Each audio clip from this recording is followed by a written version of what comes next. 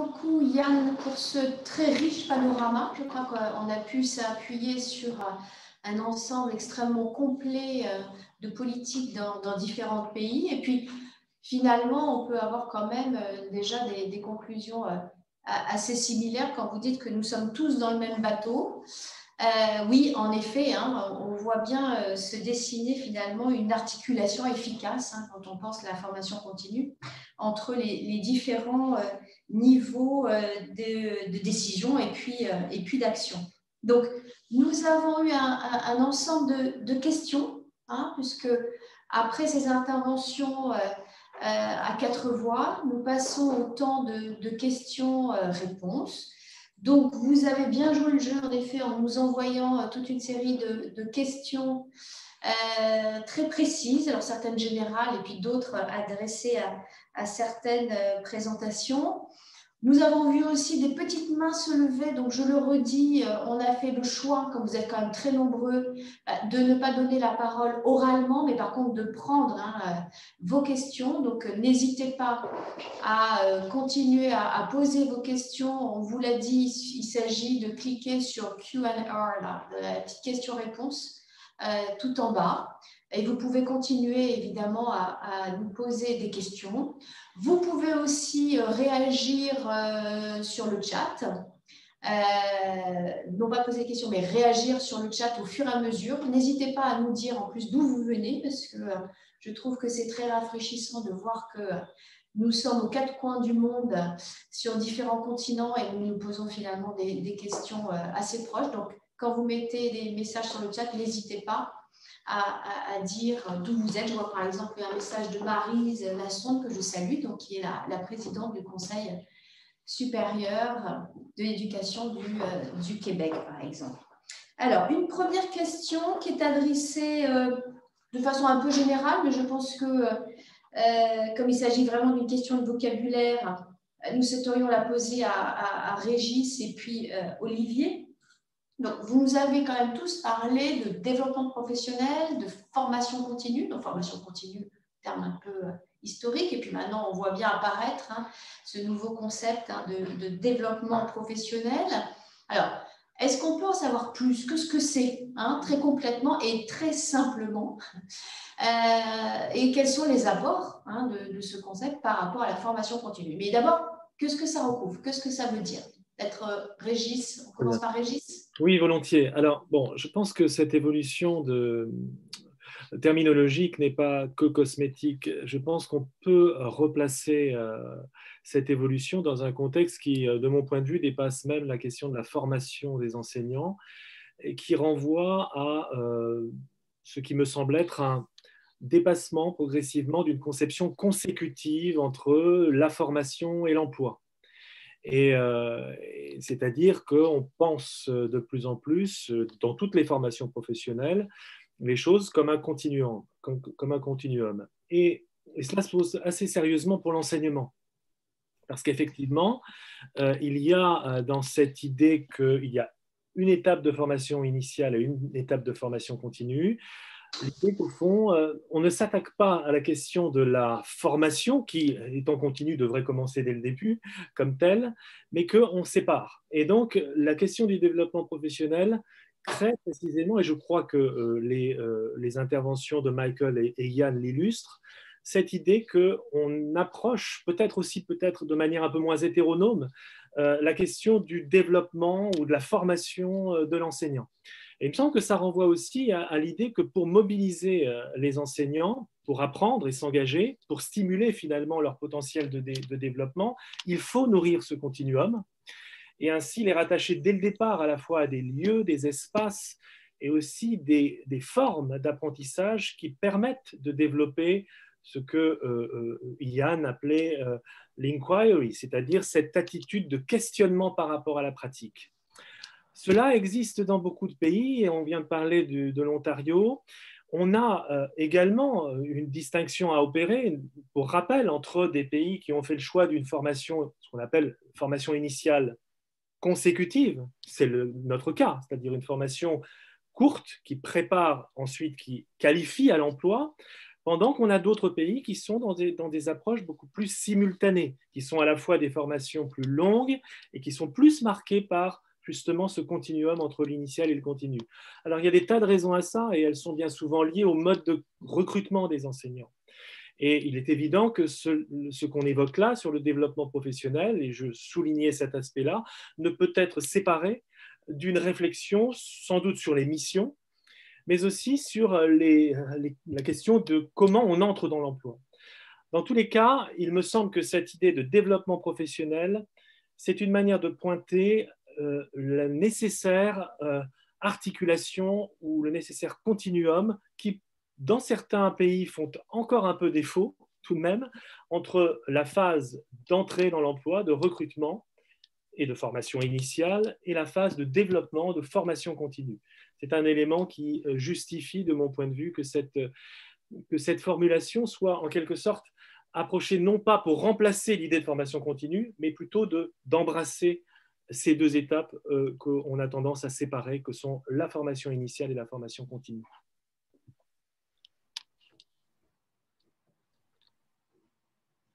Qu'est-ce qu'on met sous le terme de développement professionnel? Qu'est-ce que ça ajoute au terme formation continue? Je n'ai pas entendu au début, Nathalie, mais c'est à qui que tu parlais? C'est à Régis? Olivier, pardon. Oui, Olivier, je te posais la même question. Donc, quelle différence entre formation professionnelle et formation continue, puisque ce concept arrive plus tard? Il y a une question qui nous est quand même posée, je la vois aussi sur le chat. Est-ce que ce qui différencie aussi le développement professionnel et la formation continue est la place de l'individu lui-même? Alors, Olivier. Toutes ces questions montrent que le grand mérite du concept de développement professionnel, c'est que c'est peut-être son premier mérite d'ailleurs, c'est qu'il permet de tout englober, comme Régis le disait. Ensuite, il peut avoir différentes connotations, effectivement. On peut le prendre comme quelque chose qui serait plus continuiste et qui ferait davantage, qui ancrerait davantage le processus d'apprentissage des enseignants, en l'occurrence chez les enseignants eux-mêmes. Mais en même temps, Michael Fullan a montré, à mon avis, l'exemple de quelque chose qui est un développement qui est beaucoup provoqué par des facteurs exogènes, c'est-à-dire qu'il y a d'abord une politique qui est implantée dans un État canadien, en l'occurrence, et qui va chercher à faire accroître l'efficacité des pratiques pédagogiques. Et donc, il n'est pas sûr que ce soit tout le temps les enseignants eux-mêmes, par exemple, qui décident de l'orientation que vont prendre les choses. Pour ma part, ce que je constate, c'est que les définitions du développement professionnel sont extrêmement nombreuses. Si on le prend au niveau le plus simple, on peut considérer que le développement professionnel, c'est tous les apprentissages qui augmentent le pouvoir d'agir professionnel, et là, en l'occurrence, d'un enseignant. Maintenant, son pouvoir d'agir, dans quelle direction va-t-il agir? Eh bien, ça, c'est ensuite la question qui va se poser.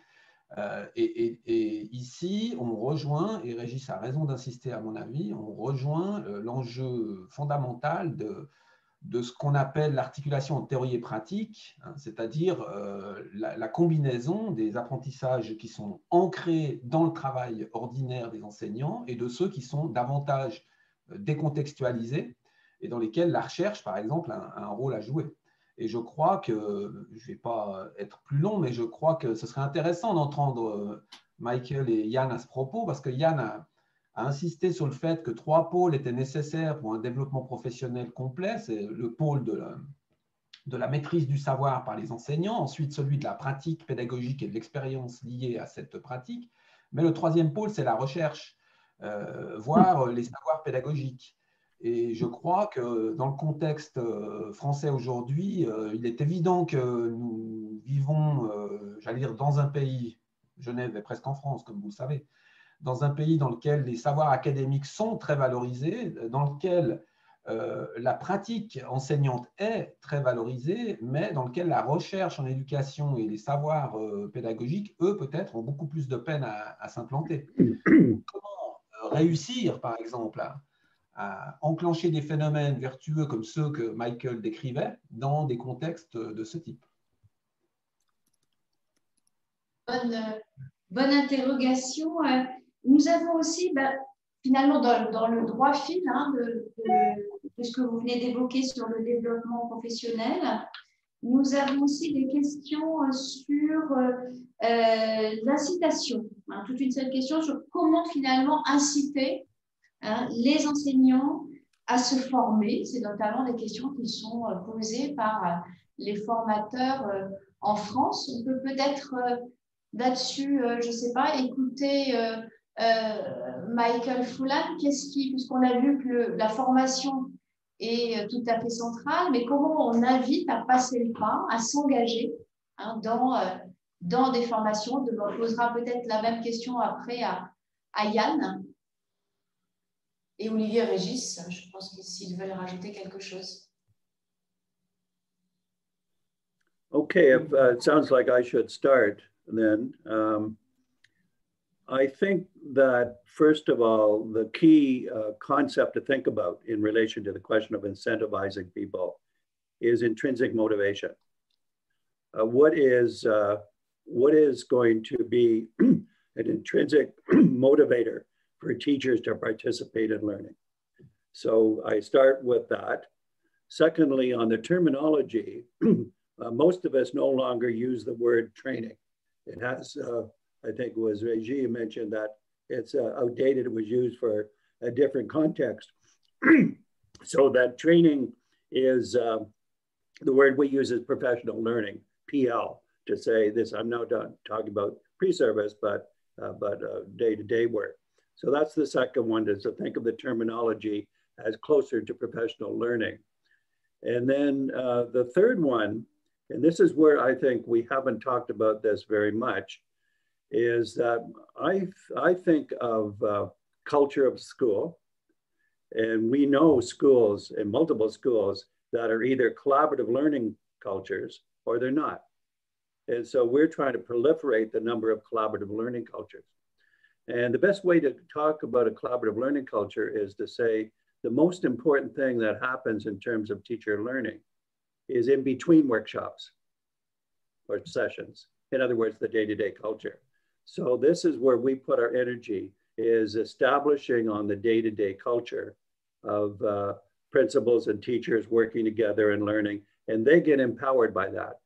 But it's still collective, and I use the term connected autonomy to recognize they build their autonomous part, but because they're connected to each other, because they're in networks of schools, because they relate to government policy, there's also a lot of connection in this part. So I have something else to say but I'll wait till another question comes, because there's another important shift that I would like to emphasize that's not being discussed yet, but I hope I'll have a chance to raise that question later. So may I follow, Natalie? Is that okay? I'll go ahead. Thank you. I wanted to comment on this terminology point as well. I very much agree we should not get bogged down in terminology. And in a sense, the words professional learning, professional development, lifelong learning for teachers all mean much the same thing as far as I'm concerned. But there is an interesting, significant difference, which Michael just alluded to, when the word training is used instead of professional learning or development. And I mentioned in my presentation how England had in some ways become quite an outlier, even within the United Kingdom, in relation to policy on teacher education. In France, as I understand it, you refer to pre-service learning for teachers as formation. It's a nice word, formation of the teachers.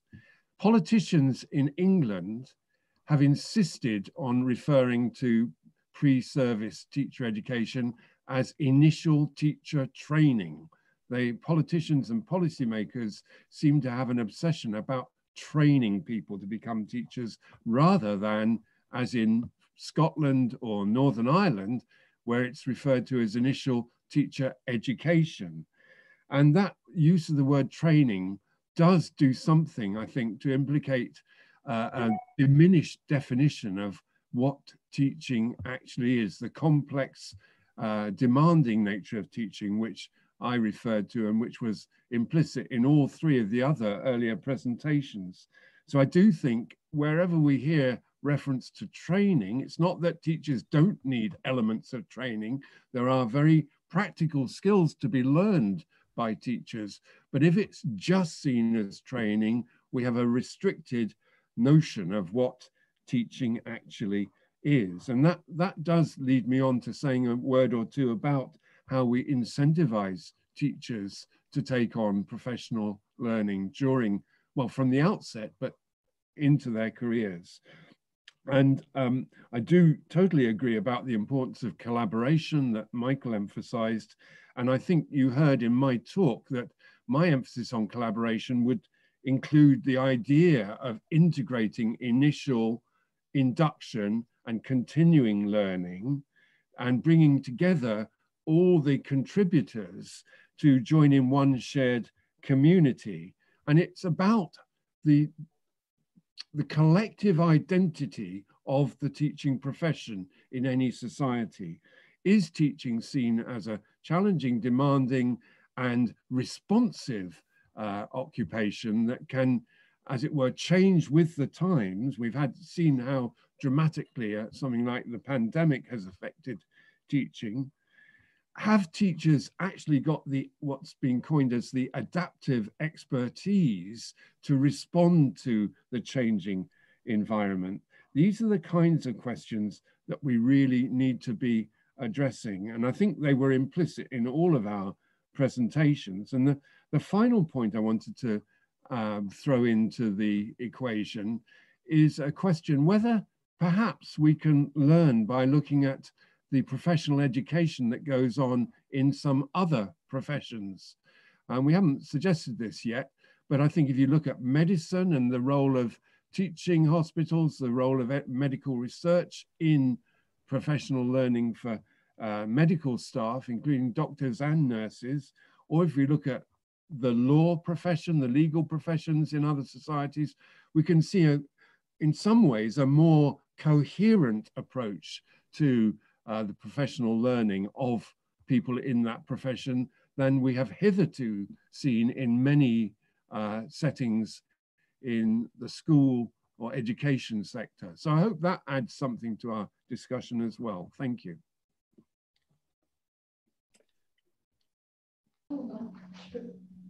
Régis, oui, sur cette même question de l'incitation, et puis après Olivier, vous pouvez enchaîner sans que j'intervienne parce qu'à chaque fois, c'est compliqué. Cette question de l'incitation, hein, il y a un élément qui me paraît devoir être souligné, qui a déjà affleuré dans nos prises de parole, c'est la question de la disponibilité, que inciter ou mobiliser les enseignants pour se développer, se former, c'est déjà créer les conditions de leur disponibilité pour cela. Or, la disponibilité à la formation, c'est quelque chose qui s'apprend et qui s'apprend assez tôt. On ne se réveille pas un jour, un matin, en se disant « je vais me développer professionnellement, je vais progresser dans mon activité ». Bon. Il y a tout un environnement qui y prépare et c'est la raison pour laquelle j'insistais tout à l'heure, comme mes collègues l'ont fait, sur l'intégration de cette préoccupation dès la formation initiale. C'est tout un environnement qui prépare justement à rendre disponible, à stimuler, à donner aussi le temps et le recul nécessaire à cet engagement. Donc, je crois que la question de la création d'une condition de disponibilité par rapport à cela est quelque chose qui se prépare très tôt, y compris pour engager l'enseignant dans le questionnement, la gestion du doute. C'est un élément important. La deuxième que je viens d'évoquer, c'est la question du temps. On ne peut véritablement penser son développement professionnel, j'allais dire par définition, que si on a un horizon de développement professionnel devant nous. Et si on insiste précisément, je crois, sur le fait que certains contextes ont tendance à considérer de manière probatoire ce développement, constitue en soi un problème pour se développer professionnellement, c'est précisément parce que la question du temps dont on dispose pour le faire et le temps qu'on a devant soi aussi compte. Donc, il me semble qu'il y a à la fois cette question de l'enracinement de la disponibilité dans la formation initiale et la possibilité aussi d'une projection, d'une posture aussi d'exploration, de tâtonnement, de doute qui est soutenue par justement des instances d'accompagnement de ce développement professionnel. Et je rejoins parfaitement mes collègues également sur le fait que la question de cette mise au travail de soi-même en tant que professionnel en formation et en devenir est une capacité qui s'éprouve d'autant plus qu'on a appris très tôt à travailler avec les autres, que ce soit effectivement de manière formelle ou informelle. Je souscris complètement à ce que vient de dire Yann sur le fait qu'au fond, la question des lieux, j'emploierai la notion d'écologie de la formation est importante. Il est important que dès le début, les enseignants soient effectivement en contact avec un environnement, avec des lieux, avec des classes, avec des collègues et des pairs, avec lesquels ils entretiennent aussi des relations qui ne sont pas forcément que finalisées. Ça s'appelle la socialisation professionnelle et il a bien été montré aussi par un certain nombre de travaux sur la construction des formations et des identités professionnelles que cette dimension informelle du développement est essentiel. Donc, je pense véritablement que ces éléments-là, qui touchent à la fois à la question du temps dont on dispose, de la préparation des enseignants à une disponibilité pour se former, et la question du travailler ensemble qu'il faut penser d'autant plus tôt que c'est une activité qui expose plus que d'autres à l'isolement, et qu'on sait que l'isolement, c'est aussi un facteur d'inertie ou de sclérose professionnelle. Donc, la question de la socialisation n'est pas simplement de l'ordre, encore une fois, distractif du centre de l'activité, mais c'est quelque chose qui est essentiel précisément dans une démarche d'élaborative qui favorise le développement professionnel. Bon, puisque on peut enchaîner sans te demander l'autorisation, Nathalie, moi j'ajouterais un troisième facteur. Je suis entièrement d'accord avec, bien sûr, les deux premiers, c'est-à-dire les conditions cadres en fait de l'engagement des enseignants, en l'occurrence, dans le développement professionnel, dans la formation, dans l'apprentissage. La formation initiale, c'est un aspect évident et très important. Donc, ne se forment en général que ceux qui sont déjà formés. Pourquoi? Parce qu'ils ont ce mélange de curiosité et de sécurité qui est nécessaire à l'apprentissage. On le sait très bien pour les élèves, c'est valable de la même façon pour les enseignants. Si les enseignants sont désécurisés, eh bien, ils sont moins susceptibles de chercher des occasions d'ébranlement et donc de développement. Et donc, tant qu'on se trouve éventuellement dans une situation où la formation de base est extrêmement fragile, précaire, et qu'elle doit faire face aux urgences du moment, eh bien, ça peut affaiblir toute la suite du processus, d'où l'importance de la base de lancement. Et puis l'emploi du temps, bien sûr, c'est important. Je pense qu'on verra ces jours que moi, j'ai été très frappé personnellement en rédigeant mon rapport par le fait que dans certains pays, en particulier en Extrême-Orient, bien entendu, parce que là, la culture est très différente de la nôtre, l'emploi du temps des enseignants est très différent du nôtre et travailler ensemble à préparer des leçons, ce n'est même pas de la formation, c'est juste du travail enseignant. Et donc, les enseignants sont impliqués dans ces activités communes de façon toute naturelle. Ils ne se demandent pas si c'est obligatoire ou facultatif, c'est juste à faire. C'est comme parler aux élèves pour enseigner, ce n'est pas obligatoire ou facultatif, c'est juste que vous ne pouvez pas enseigner sans parler aux élèves. Et donc, dans certains endroits, on ne conçoit pas de pouvoir enseigner sans parler à ses collègues de la manière dont on procède. Le troisième point que j'ajouterais, c'est quand même celui d'une alliance entre la profession et l'autorité scolaire, voire l'autorité politique. Et là, ça m'intéresserait d'entendre Michael à propos de l'Ontario, parce que très concrètement, par exemple, on connaît des pays, je n'en citerai pas, dans lesquels si le pouvoir politique se met à décréter, grosso modo, que la littératie et la numératie ne sont pas enseignées assez efficacement dans et par l'école, le simple fait que le Premier ministre dise « je vais prendre ça en main et envoyer des experts améliorer la situation », ça peut très bien provoquer un blocage parce qu'il y a une méfiance plus ou moins atavique entre le pouvoir politique précisément et la profession. Et Michael, tu as dit à un moment donné dans ta présentation que les buts du pouvoir politique étaient en fait devenus ceux de la communauté scolaire et que c'était d'une certaine manière la démonstration du succès de l'opération. Mais alors ma question, c'est comment arrive-t-on à faire ça?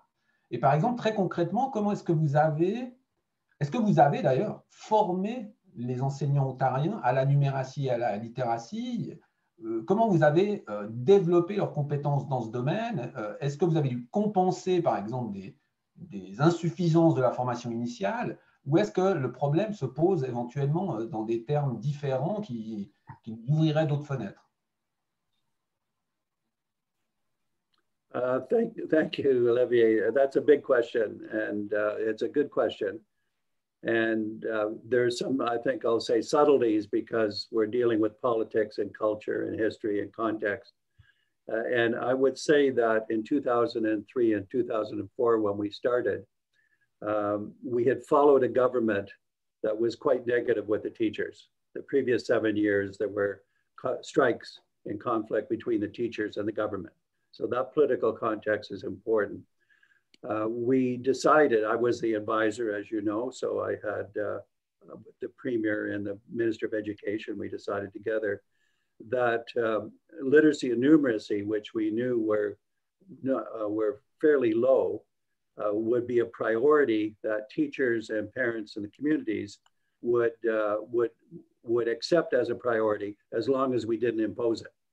So we were very careful not to impose it. We said, we think these are the priorities. We want to pursue it through partnerships with the teachers, including the teachers' unions and the school districts.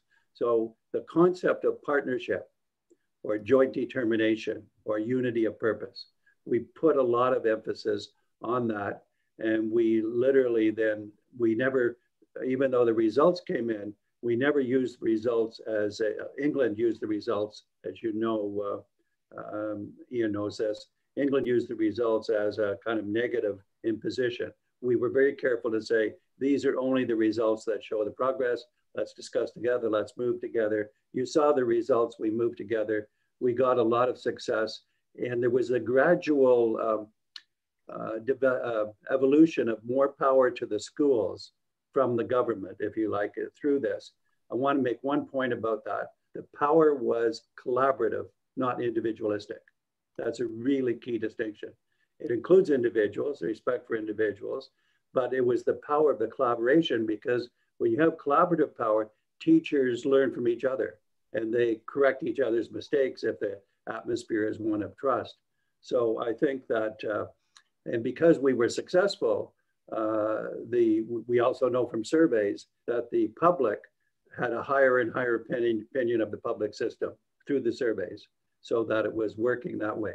I have to say as well that since 2018, there's now what I would call a negative government has returned after 12 years, whatever. And now there's similar problems, but the good news is that the schools and the districts have been more empowered by what was done before. So they're going to be more effective at combating the government's imposition.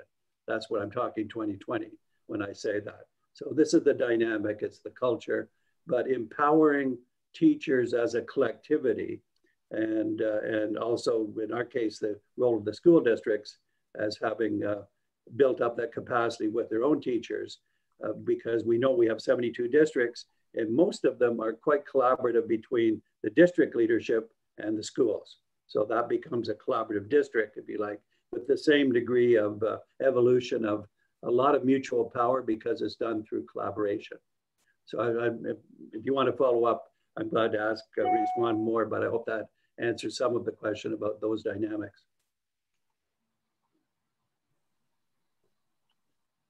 I could jump on the back of that comment from Michael to refer to another comparative project that I'm currently involved in. In her introduction, Natalie was talking about the benefits and value of comparative studies.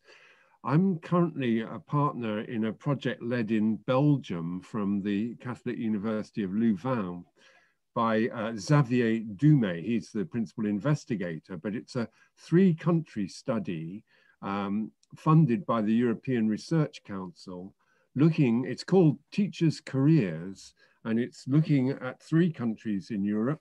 Well, one of them is still just about in Europe, that's England, and France, and Francophone Belgium. And what we've been trying to do is see about the nature of the relationship between the ways in which teachers' work is defined and the nature of their classroom practices and professional learning. And it's revealing some very, very interesting differences, as you might expect. The actual nature of employment relationships is very different in all 3 countries. I mean, putting it very crudely, in France, as I understand it, teachers remain civil servants. They're directly employed or accountable to the state, which is rather different. Although in England, the teacher has to be recognized by the state to get a proper qualification. And actually, even that is not necessary in some schools anymore. You don't have to be qualified to teach in free schools or academies. The teacher is generally seen to be employed by the school or sometimes still by the local education authority. Michael referred to English local authorities quite a lot when he was talking about England.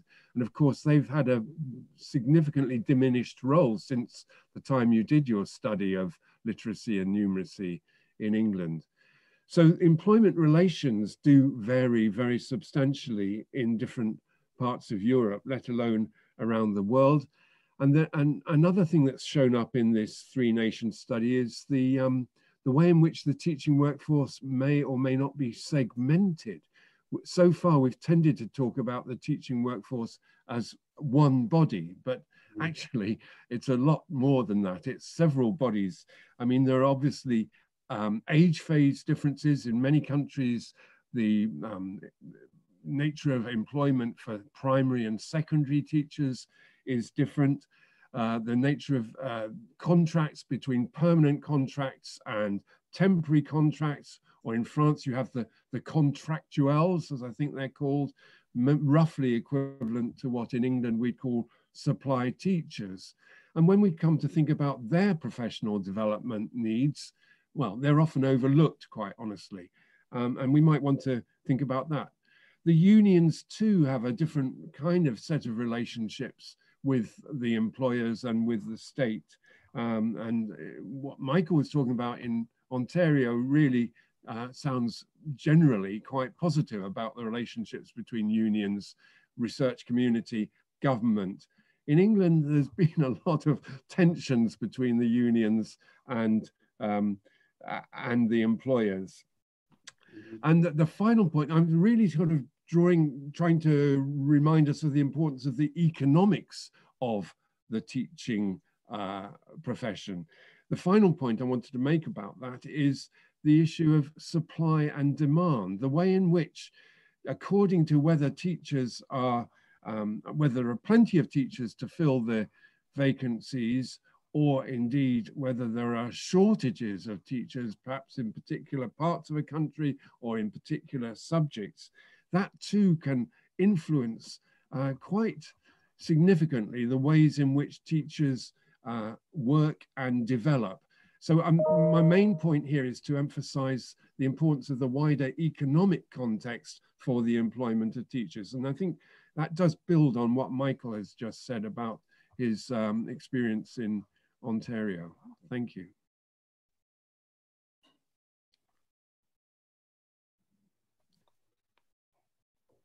Nathalie, Merci à tous pour ces réponses. Alors, vous nous avez évidemment parlé de collaboration. Et il y a du coup tout un ensemble en fait, de questions autour des directeurs d'établissement, puisqu'ils ont un rôle central aussi dans l'animation de cette collaboration. Et on vous demande si ils doivent être formés et si oui, de quelle façon. Qu'est-ce qui veut se lancer? Puis je vous laisse peut-être intervenir les uns après les autres. Souvent, on parle de la formation des enseignants, voilà, mais on oublie très souvent l'encadrement. Or, est-ce qu'on peut avoir des résultats positifs si on a seulement la formation des enseignants sans formation de l'encadrement? Très rapidement sur ce point, parce que ça a, je pense, déjà été un peu évoqué par Yann, me semble-t-il, et je pense que ça vaut le coup de s'y attarder, en effet.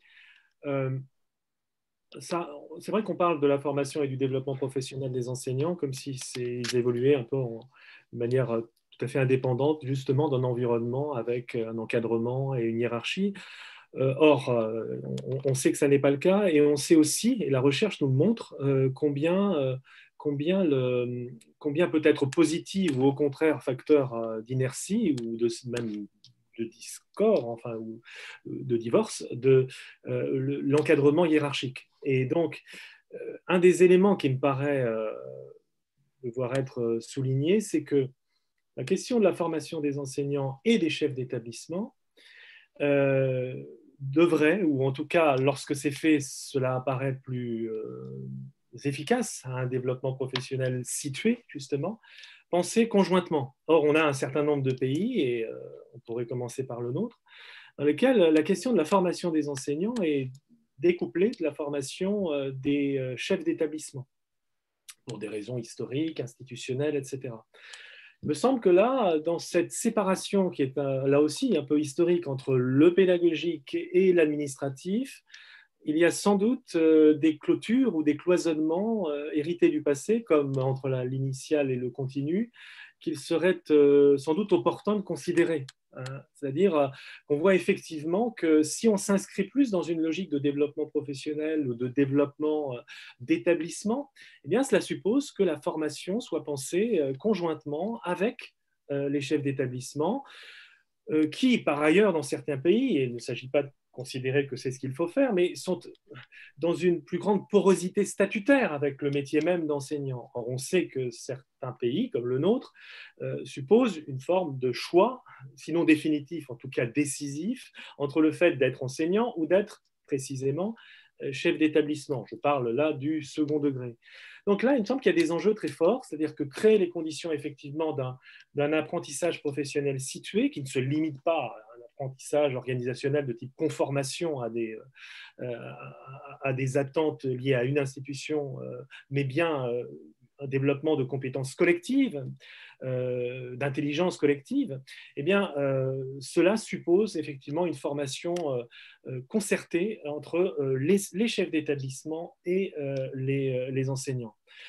J'en prends aussi simplement pour exemple le fait que les recherches, on a fait une recherche récemment avec le collègue pour l'ADEP, on voit bien que ce divorce, ou en tout cas cette césure existe toujours dans nos établissements en France, là où dans d'autres lieux, elle s'expose différemment.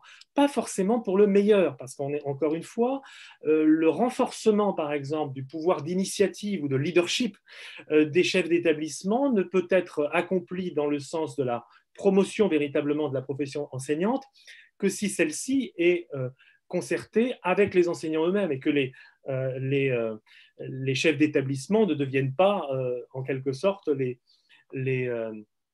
donneurs d'ordre d'une profession qui tient à juste titre à ce que soit ménagée, protégée leur liberté pédagogique. Donc il y a aussi une question de compromis ou de dosage à trouver entre renforcement de cette capacité d'initiative et d'entraînement qui, de mon point de vue, repose forcément sur des leaders, quels qu'ils soient, que ce soit des leaders dans des disciplines, mais aussi dans des écoles, et en même temps ménagement d'une autonomie, d'une liberté pédagogique qui est aussi évidemment importante. Oui, quelqu'un demande sur les questions-réponses comment passer d'une culture bureaucratique à une culture participative. Bon, on est un... Peut-être Olivier, on prendra cette question en effet après, mais est-ce qu'on peut faire un tour de table sur cette question de la formation de l'encadrement, qui je pense est quand même très importante, et surtout en France, parce que elle n'est pas encore centrale dans l'arène politique. Et en effet, après, on en viendra à cette question de statut, puisque tu as raison, il y a beaucoup de questions aussi qui vont dans ce sens-là. Oui, mais c'était pour répondre à cette question que je faisais allusion au passage de l'un à l'autre, parce que précisément, En l'occurrence, Natalie, could I go to your question again of the role of the school leader? It's, I don't know the culture in France, but I can guess about the bureaucracy. And I would say that if you try to solve this problem through discussion, you will be talking for 5 years. There'll be talk, and I'm, maybe that will lead somewhere, but let me say two sides of it. One is the way that this has evolved in most of the countries that I work with in Australia, in US, in Canada, in England for that matter, is that the job of the school principal in the last 10 years has shifted away from being, let's say, in charge of the school as a manager, to one where now the culture is to foster collaboration with teachers inside and outside the school, to foster collaboration. And this means that what the change has been, you can see it most evidently in the job description of the principal. What is the official job description? In the criteria for appointment, and then the nature of the work after their appointment. And it's collaborative. We have, I could send you 50 videos on what this looks like. So, so that's what has happened in the principalship here, away from managing the school to collaborating with a lot of teachers to shape the school. But I think this represents a massive cultural change in France, and I wouldn't recommend it in a way of I guess I'll say logical way. I wouldn't say, well, the job should be different. There should be training and you should do all this formal thing, because I don't think this will work. I think you do have to talk with teachers and principals to see what they want. I can only say that the shift to principals and teachers working together in a very equally powerful way is a very powerful shift of pedagogy and learning for students and for teachers for that matter. So I'm stuck in one sense on thinking that the cultural change is so mired in decades of previous culture that this is a very, very big change for France to contemplate.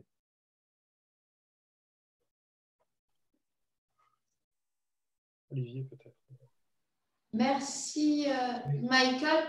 Désolée, Olivier, je pense qu'il y a eu un petit temps de latence dans les traductions qui explique peut-être que Michael a réagi. Donc, tu étais en train de commencer à nous expliquer l'importance aussi de la formation de chez chefs d'établissement, et ce d'autant plus si, comme le dit Michael, ils sont en train de changer de métier.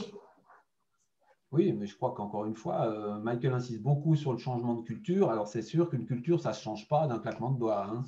Et d'ailleurs, faut-il vraiment que la culture française devienne la culture ontarienne pour que l'école réussisse? Sans doute que non. Tu l'as dit d'emblée, Nathalie, ce n'est pas tellement ça l'enjeu. Par contre, là où je voulais dire quelque chose, c'est qu'il me semble que ce que pointe Régis sur, par exemple, le fait que les chefs d'établissement se forment d'un côté, les enseignants de l'autre, ce qui éventuellement ne favorise pas l'émergence de la participation dont on parle ici, elle pose la question très concrète du niveau auquel on va concentrer les actions de formation et de développement professionnel. Parce que si vous le faites au niveau du système avec des programmes ou des plans qui s'adressent aux différents corps constitués, et bien finalement, vous traitez chacun des corps de son côté, alors que si vous renversez complètement l'équation en vous adressant aux individus et en cherchant à personnaliser la formation, à l'individualiser, à donner des chèques individuels pour que les gens finalement se forment dans les domaines qui les intéressent, alors du coup, vous atomisez le système scolaire. Et ce que la recherche montre, c'est quand même que le niveau intermédiaire de l'établissement devient de plus en plus stratégique et un peu partout dans le monde. Et que tant que les établissements ne sont pas des lieux dans lesquels on travaille de concert et on cherche de concert des solutions aux problèmes qui s'y posent, eh bien, la participation peut rester lettre morte ou un vœu pieux. Et peut-être que Yann pourra enchaîner d'ailleurs, parce qu'il nous a dit que ce qui peut-être avait le plus d'effet sur le développement professionnel des enseignants, ça pouvait être l'implication de la direction dans la formation elle-même, c'est-à-dire le fait que les questions sont posées en commun, que l'enquête est commune, que donc la recherche de perfectionnement est commune, et que donc ici on sécurise les places de tous, parce qu'on n'est pas dans une optique où, pour le dire de façon très schématique, mais je pense que certains auditeurs se reconnaîtront, dans une logique où la hiérarchie cherche à tacler la base et réciproquement, hein, donc dans une logique de défiance, de contrôle et de défiance. Mais on est dans une vraie logique de participation, ce qui ne veut pas dire qu'il n'y a pas des rôles différents, mais ce qui veut dire qu'il y a une cause commune, et que cette cause commune, c'est d'abord les apprentissages professionnels permettant de mieux faire apprendre les élèves.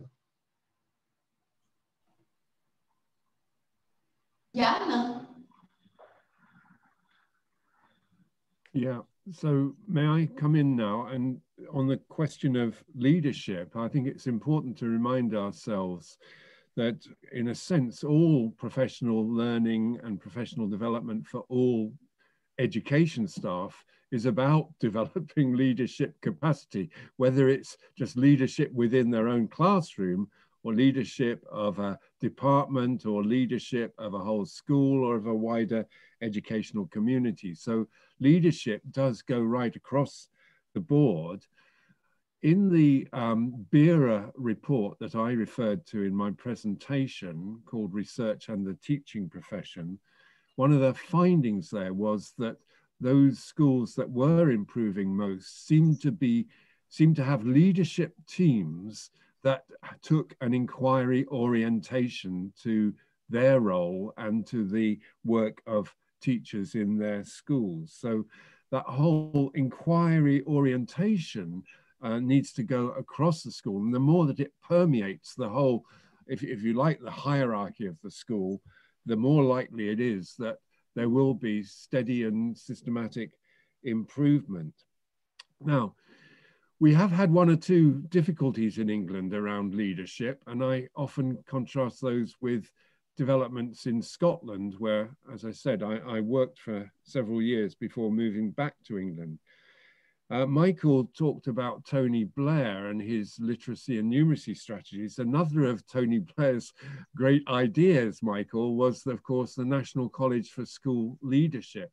He established this new agency early in his tenancy at Downing Street, the National College for School Leadership, which did bring in new dimensions to professional learning and development for school leaders, including a whole set of qualifications that were available to middle and senior leaders. One of the, I mean, this had many, many positive effects on the quality of school leadership, but one of the kind of unintended consequences, I think, was the development of the idea of the heroic leader, the kind of leading from the front, the kind of knight, often a knight rather than a woman, a man coming in riding his stallion to save a school that was at risk of going down. That idea of heroic leadership did become rather prominent in the late 90s and early noughties in England. And to counterbalance that notion of leading from the front and sort of saving schools, I think the idea of distributed leadership became very important, where it's much more about collaboration of the kind Michael was emphasizing in his most recent comments. The idea that a school leader is somebody who can bring the best out of everybody in the school, doesn't go in and save the school, but brings everybody on to improve the school in a collective manner. So I think that idea of distributed or collegial leadership is a really important one. And actually, in Scotland, that was much more the nature of the developments around leadership, support and development. They had a Scottish qualification for headship, which was very much based on those ideas of collegial and distributed leadership. And when they set up an equivalent of a College of School Leadership, it was based on those much more kind of collegial ideas and conceptions, rather than the idea of the head teacher as savior of a school. So there's a few thoughts on the importance. I do think leadership, education and development is incredibly important in schools today. But you can set about it the wrong way if you're not careful. Thank you.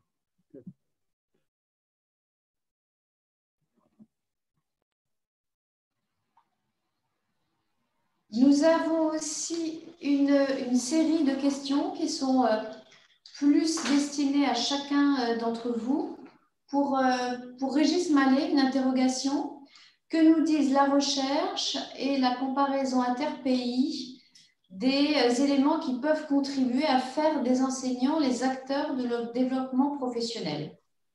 Est-ce qu'il y a des ingrédients, voilà, qui font cette efficacité?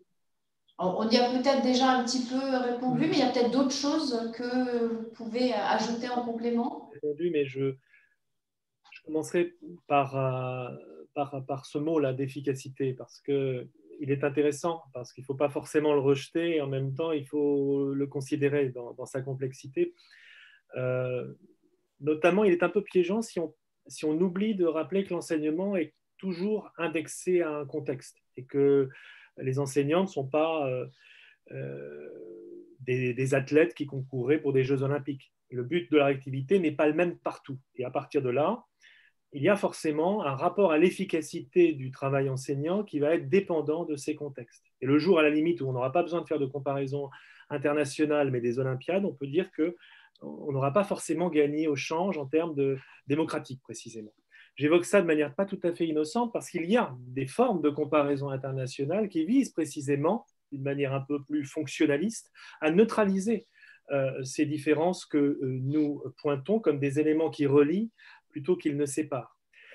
Ensuite, effectivement, sur l'efficacité, il y a beaucoup de choses qui ont été dites, mais je dirais que d'abord, il y a effectivement, et Olivier le disait tout à l'heure, c'est que pour que le déséquilibre qui va de pair avec l'apprentissage, que ce soit un apprentissage professionnel ou de toute autre nature, il faut être déjà déséquilibré. Il faut créer les conditions que ce déséquilibre soit en quelque sorte soutenu par un environnement qui apporte une certaine sécurité à cet apprentissage. Sinon, effectivement, ça conduit à l'inertie. Et c'est la raison pour laquelle la question de l'environnement qu'il faut envisager à différentes échelles doit être considérée très, très sérieusement. L'environnement, il est d'abord global, il est macro, on va dire. Il y a d'abord la question on pourrait dire de la société ou de l'État. En tout cas, il y a un élément qui paraît essentiel, c'est la question de la clarté des missions qui permettent aussi de s'engager en formation sur la base de ce que j'appelais tout à l'heure en introduction un contrat moral. Et qu'au fond, c'est cela qui détermine une forme de confiance. Parce que s'il n'y a pas de vision claire, cohérente et du coup un peu cohésive de ces missions, quitte à ce que celles-ci soient renégociées, hein, s'il le faut dans le cadre d'une délibération démocratique entre la profession et la société et l'État, ben à ce moment-là, on est dans un déséquilibre qui n'est pas rassuré. Et d'une certaine manière, les enseignants vont rechigner à s'engager justement dans un processus de développement professionnel dont ils se disent quelle en est l'issue ou quel en est l'horizon pour ceux qui nous y engagent. Donc il y a la question de la confiance qui me paraît essentielle. Et on pourrait trouver maints exemples comme ça, à commencer par l'exemple états-unien, où la question du développement professionnel a été de pair, à un moment donné, à un rétrécissement, une restriction curriculaire dans les classes qui ont conduit les enseignants à être formés ou développés professionnellement pour produire du résultat chez leurs élèves, le teaching to the test. C'était ça, globalement, l'idée. Donc, il y a ces aspects-là, c'est-à-dire la question effectivement de la confiance, mais je pense qu'il serait, à mon avis, fâcheux de considérer que seuls les modèles ou les traditions libérales y exposent. On peut considérer que d'une certaine manière, si on reste dans une conception très mythologique de l'enseignement, on expose aussi les enseignants en ne les préparant pas tout au long de la vie à la difficulté ou à la complexité d'une activité. Donc, c'est la raison pour laquelle cette alerte, en quelque sorte, il faut l'entendre, y compris pour nous-mêmes. C'est-à-dire que la question du développement professionnel n'est pas simplement quelque chose qui va toucher des sociétés plus exposées pour la profession que par exemple, nous ne le sommes pour la profession enseignante en France, mais à considérer aussi en ce qu'elle prépare ou elle adapte les enseignants à des situations complexes qui, sans cela, les exposent très frontalement à la difficulté quotidienne des pratiques. Et là, évidemment, on retrouve tout ce qu'on a évoqué précédemment, c'est-à-dire l'importance de cet accompagnement, je dirais, intercatégoriel, enseignants, tous les acteurs de la communauté éducative, et puis l'importance de développer ou d'entendre les travaux qui se développent autour des communautés d'apprentissage. Cela existe dans le monde anglo-saxon, mais je disais tout à l'heure que même s'il y a eu des grands promoteurs de cette idée d'apprentissage, de communauté d'apprentissage, on peut par exemple évoquer Darling, comment elle s'appelle, Linda Darling-Hammond, qui est actuellement, si je l'évoque, c'est parce qu'elle a été mise en charge, en quelque sorte, de la transition au niveau du secrétariat d'éducation aux États-Unis par la nouvelle administration. Donc, c'est tout à fait intéressant à suivre. Ce que je veux dire par là, c'est qu'au-delà de cette tradition ancienne déjà dans le monde anglo-saxon, la recherche francophone y participe, y contribue. On pourrait citer les travaux de l'IFE, on pourrait citer les équipes d'Olicria ou d'autres personnes qui travaillent justement à l'élaboration d'un outillage à la fois théorique et pratique, praxéologique, autour de cette question de l'apprentissage situé dans les établissements. Donc, ce qui est évidemment important, c'est de considérer qu'il faut à la fois, de mon point de vue, cette vision claire, quitte à ce qu'elle soit renégociée, ne pas s'asseoir en quelque sorte sur un contrat moral qui serait en fait peut-être pas tout à fait actualisé.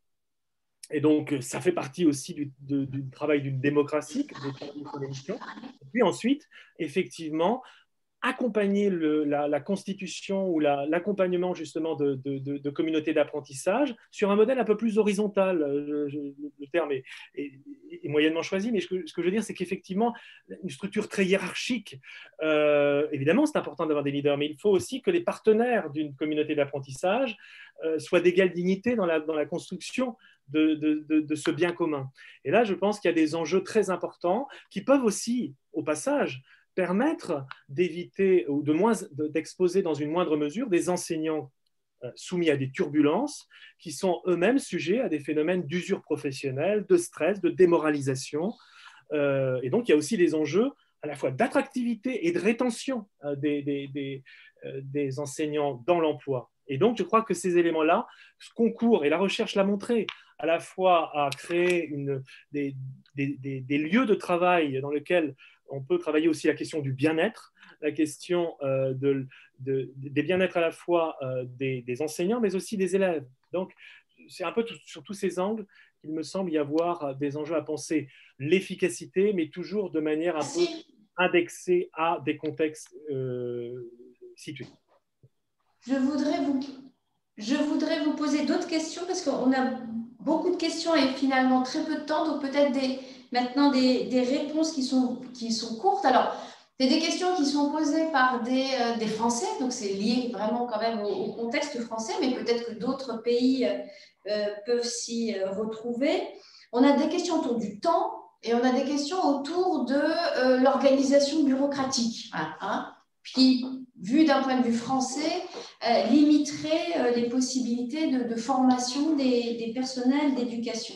Alors, peut-être sur le temps, parce que ça revient de plein de façons dans les questions, à la fois les enseignants qui n'ont pas le temps de se former, les chefs d'établissement qui ne pourraient pas jouer ce rôle de pivot du développement professionnel de leurs équipes parce qu'ils n'ont pas le temps, parce qu'ils ont toute une série de charges, notamment administratives, auxquelles ils sont confrontés. Alors, comment, dans les expériences de pays que vous connaissez, on traite cette problématique du temps?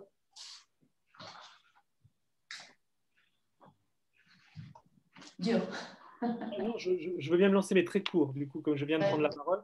Et simplement, Simplement pour dire qu'on l'évoquait tout à l'heure, mais la question de la formation, la formation initiale doit être aussi peut-être pensée de manière un peu plus longue pour permettre d'éviter une urgence qui se manifeste très vite à l'issue justement du processus de qualification chez les enseignants qui ne disposent pas du temps pour se former.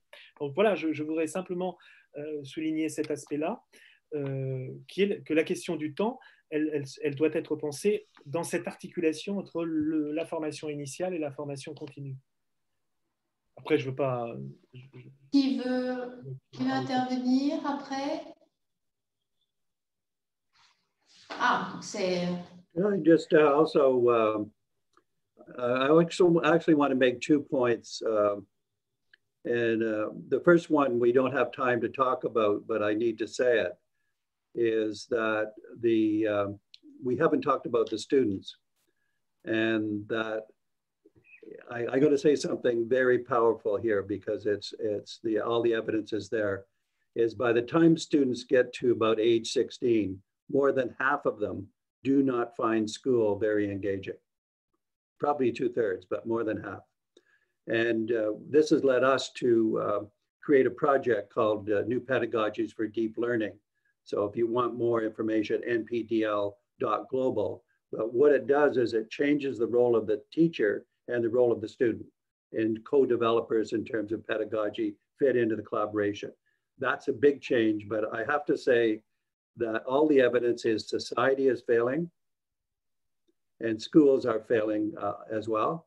And this has to be part of the solution, and that there's lots more to talk about this. On the question of time, I think it has to be, it's complicated because you can't impose a requirement. For example, if you said every school has to have 3 hours every week during the day for teachers to learn together, that would be wasted because the culture isn't there. And so it's not literally time, it's culture. It's, do we want to spend more time together? And this is where leadership is important. I think it has to be gradual, developmental, whatever. And it's every change in culture is not a change in practice only. It's a change in what people want to do. So maybe from this conference we have this, you have, the big question of changing the culture, to me, should be the question for the future, including time for doing things. Time is more of a, it's misleading. It's culture that's the problem, not time. May I come in and agree with Michael's point about culture and demonstrate that by referring again, I'm afraid, to the English approach to initial teacher education, which since the 1980s has increasingly emphasized time in school rather than time studying about education. And that led to the serious erosion of the study of education in initial teacher education. So Reggie, I think, is right to remind us that actually becoming a teacher can and probably should be quite a lengthy and careful process. And if you don't include key elements in the initial teacher education, then there is a sense in which teachers will always need to be trying to catch up later on. When I was working at Oxford, we had a master's program, Masters in Learning and Teaching, which was a part-time in-service course, which really served very effectively as a top-up for people who had gone into teaching on these rather truncated practice-based routes, which led almost to the elimination of theory of education or study of educational sciences. These mostly quite young early career teachers would come and spend, I think, 5 weekends a year studying at the university, keeping in touch online between those weekend sessions, but they were effectively using their own time to try and shape the culture, to go to Michael's term, within which they were practicing. They wanted to be more learned, more serious, more informed as teachers in order to become that kind of a teacher. That's the kind of positive side of teachers taking control of their own learning. But as for sort of mandated time for teacher professional development, since, well, for at least 20 years now, schools in England have had to close to students for at least 5 days each year for what have become known as INSET days, in-service training days. Most of those days are used for in-school development, so they're kind of important and necessary for the development of a school staff, but they may do less to help the individual development of teachers, but they have undoubtedly been effective. And the final point I'd make on this is about bureaucracy, and this has been mentioned earlier on, and link it with what Régis said about retention. And indeed, going back to what Michael was saying about literacy and numeracy tasks and how the external accountability measures sometimes led to deep alienation for some teachers. It has proved very difficult over recent years to keep early career teachers in the profession. About a fifth don't actually go from their initial course into teaching. About another fifth seem to leave after 1 or 2 years. And then by the end of 5 years, another fifth have gone. So after 5 years, you've only got about 2/5 of the people that you invested in 5 years ago still working in the profession. And union surveys certainly have indicated that the main push factor, pushing people out of the profession, has been the burden of bureaucracy. Bureaucracy which is not seen as educationally productive, tasks that teachers didn't come into the profession to undertake. Over elaborate record keeping, over elaborate assessment, and so on. And these kind of things have alienated a lot of teachers in this country, sadly. Those that remain, we're grateful for and hope that they can find their way through it. But bureaucracy has been a deadening element in the teaching profession in England and in many other countries, I believe. So it needs to be taken into account. Thank you.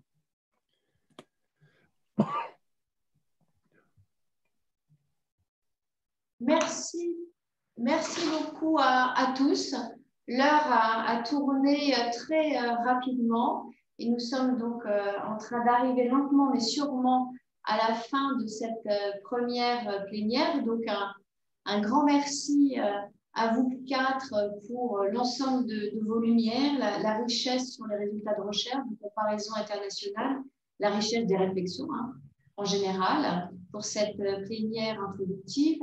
Merci à tous aussi pour votre participation sous forme de questions, de commentaires et tout ça envoyé des 4 continents. Donc, je pense que une conférence qui commence de façon très positive et de façon très vivante, même si l'on n'a pas la chance malheureusement d'être dans le même lieu. Moi, je sens quelque chose qui se passe. Je regarde Jean-François Chevet.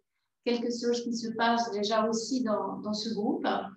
Donc là, nous terminons notre première plénière et nous vous donnons donc rendez-vous demain pour une plénière qui va porter, je vous rappelle, sur le thème suivant: comment intégrer la formation continue et le développement professionnel dans les métiers des personnels d'éducation. Donc, on y parlera des problèmes de continuum de formation, on l'a déjà évoqué, d'intégration de la formation dans la carrière, de référentiel de compétences, d'établissement apprenant. On pourra voyager en Estonie, au Japon, à Singapour, en Suisse. Et puis, les collègues vont mobiliser aussi d'autres exemples de pays. Et donc, nous nous retrouvons à midi, heure française, pour cette nouvelle plénière. Alors, on me passe un petit message. Inscription plénière encore possible. Ah oui, donc pour tous ceux qui ont regardé en streaming et qui veulent pouvoir participer davantage, et donc poser des questions, etc. Vous pouvez vous inscrire en fait sur le site du CNESCO directement dans les plénières, ce qui vous permet de rentrer sur la plateforme et ne pas seulement regarder la conférence comme si vous regardiez un film, ce qui est sympathique, mais qui ne permet pas d'interagir. Voilà. Encore un grand merci à vous tous, chers experts, mais aussi chers publics participatifs. Et puis donc, nous nous retrouvons demain pour de nouvelles aventures. Désolée pour toutes les questions auxquelles on n'a pas pu répondre, mais bon, on a encore quelques temps d'échange, donc on reprendra l'ensemble de vos interrogations. À bientôt, à demain, midi en français. Au revoir. Thank you. Goodbye. Bye.